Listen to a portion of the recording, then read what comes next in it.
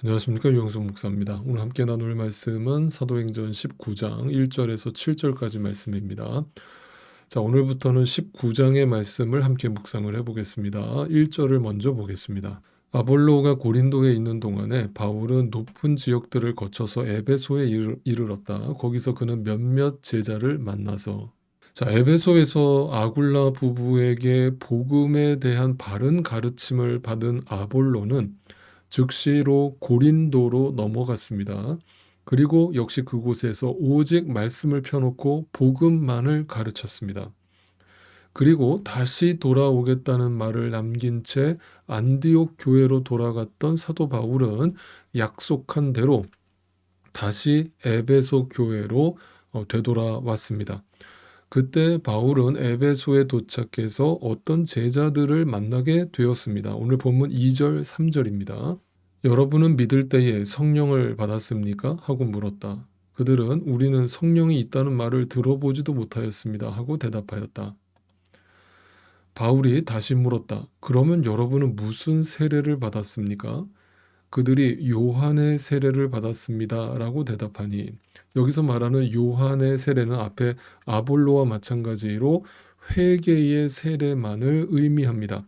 다시 말하면 자신에 대해서 자신이 죄인이라는 것도 알았고 예수 그리스도가 누구신지도 알았지만 예수 그리스도의 십자가의 의미와 부활의 의미에 대해서는 들어본 적이 없다는 얘기를 하고 있는 것입니다. 어제 아볼로와 동일한 대답인 것이죠. 중요한 것은 바울이 그들을 만났을 때 왜 이런 질문을 했겠냐는 거예요.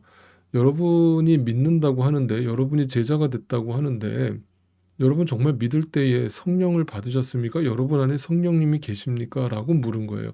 이 질문을 던진 이유는 뭡니까? 뭔가 바울의 눈으로 볼 때 그들이 믿는다고는 하는데 믿는 사람의 표적이 나타나지 않는 거예요. 믿는 자의 열매가 안 나타나는 겁니다. 그러니까 정말 당신 오늘날로 표현한다면 이렇게 물은 거예요. 교회 안에 있는 신자한테 당신 정말 예수 믿습니까? 예수님 정말 만났습니까? 라고 물은 거예요. 정말 구원 받았습니까? 라고 물은 겁니다. 이 이야기는 또 오늘 우리에게도 그대로 충격적으로 다가올 수밖에 없어요.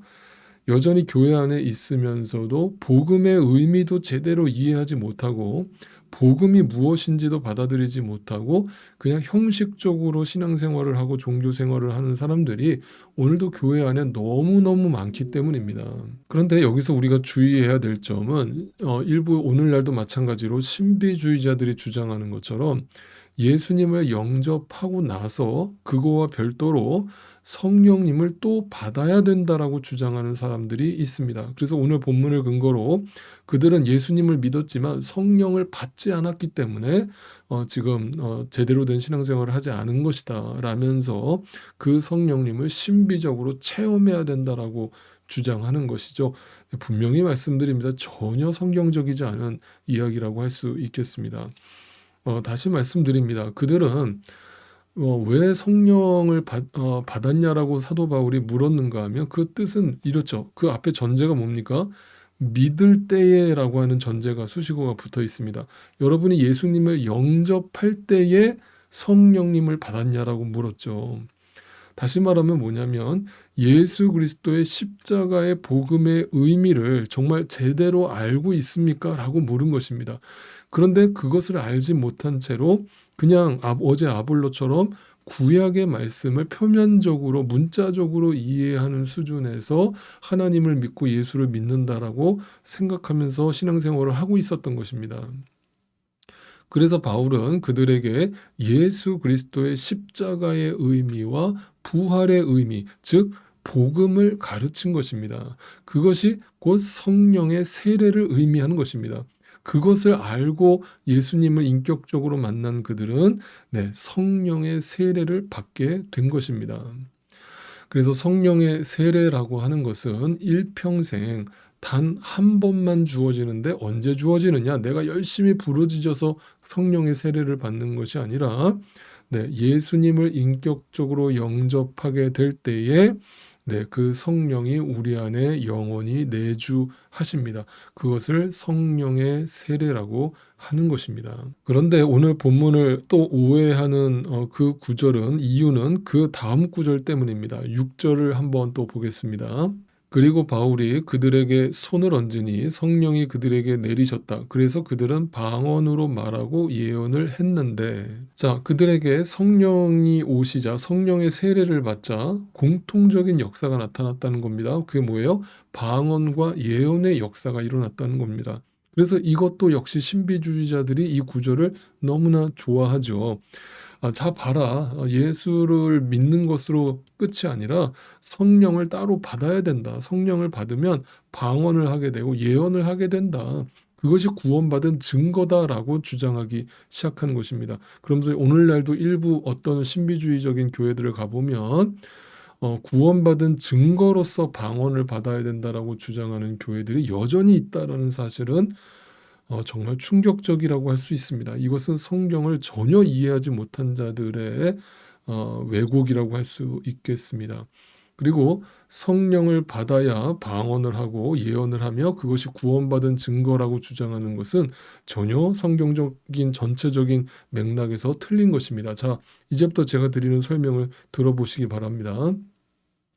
성경 전체에서 이 방언에 대해서 기록하고 있는 내용은 딱 두 군데만 등장을 하게 됩니다. 그 첫 번째가 오늘 우리가 지금 계속 보고 있는 사도행전입니다.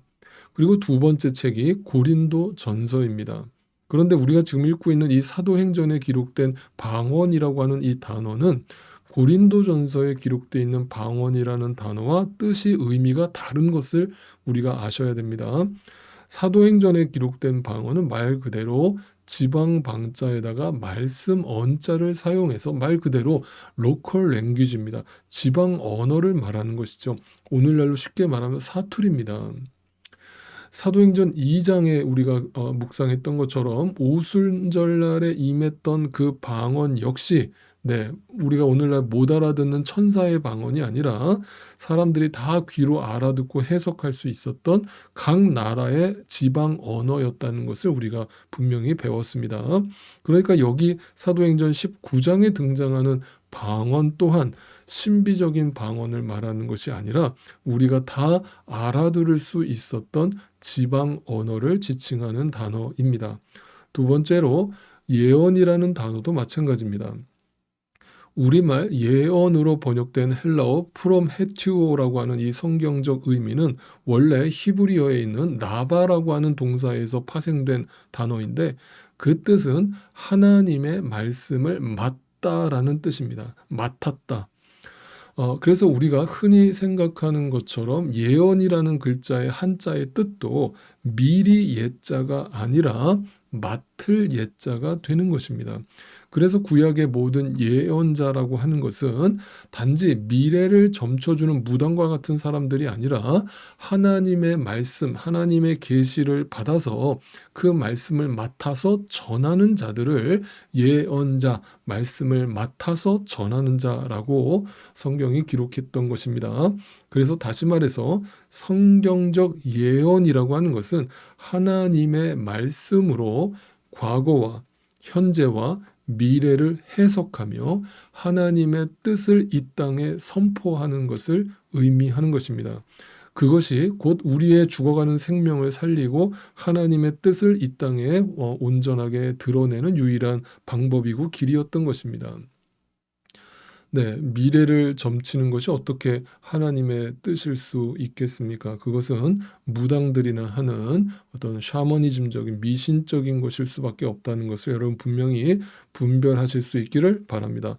그러므로 여전히 교회 안에서 예언을 한다면서 미래를 점치는 종교 사기꾼들이 오늘날 넘쳐나고 있다는 것을 분명히 분별하셔서 여러분 그런 악의 구렁텅이에 빠지지 않게 되기를 간절히 소망합니다. 여러분 때가 악합니다. 분별하실 수 있기를 바랍니다. 오늘 말씀을 한번 정리하면 이렇게 말씀드릴 수 있겠습니다. 어제 아볼로처럼 말씀을 전혀 말씀은 알고 있었지만 심지어 예수에 대해서도 알고 있었지만 복음에 대해서 제대로 들어본 적이 없고 그 복음의 의미 또한 전혀 이해하지 못한 채 단지 요한의 세례, 회개의 말씀만 접하고 그냥 형식적으로 신앙생활을 하고 있었던 그 아볼로와 또 오늘의 그 12명의 제자들에게 사도 바울은 복음을 가르쳤습니다. 그러니까 여러분 분명히 정리하실 수 있기를 바랍니다. 성령님은 오늘도 우리 안에 오셔서 우리의 죄가 무엇인지 드러내시고 내가 얼마나 죽을 죄인인지 실체를 보여주시고 그리고 내가 어떻게 해야 그 하나님의 의에 도달하게 되는지 그 의가 나에게 주어지게 되는지를 알려주시고 또 나의 미래가 어떻게 그 주님의 의에 이르지 못한 자들이 어떤 심판을 받게 되는지에 대해서도 명확하게 알려주시는 분이십니다. 왜 그렇습니까? 그 성령 하나님의 본체가 곧 말씀이신 하나님이시기 때문입니다.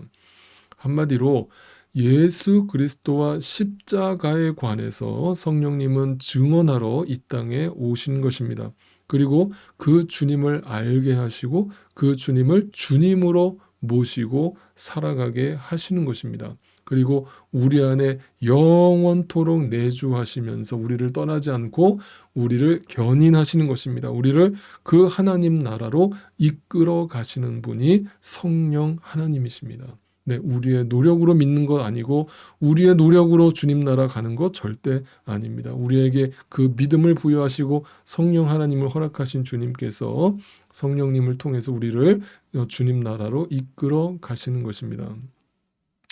그래서 여러분이 기도 열심히 하면 그 성령님이 안 떠나시고 기도 열심히 안 하고 게으르게 신앙생활하면 그 성령님이 떠나시는 그런 분이 아니라는 뜻입니다. 분명히 말씀드립니다.